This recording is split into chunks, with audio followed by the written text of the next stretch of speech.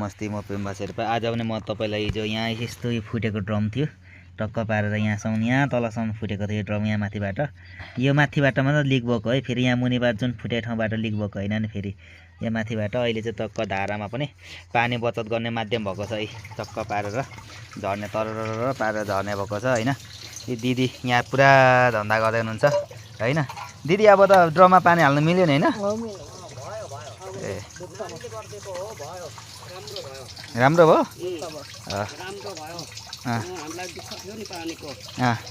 धेरै दुःख थियो।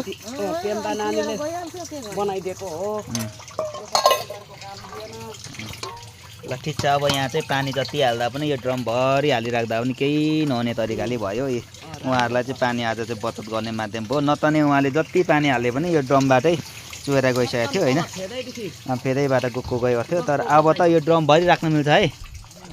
ल अब फुट्दैन पनि, अब यो माथिबाट अलिअलि यो धाराको यो सकेट भएको ठाउँदेखि लिक भएको हो, नत्र केही हुँदैन है त।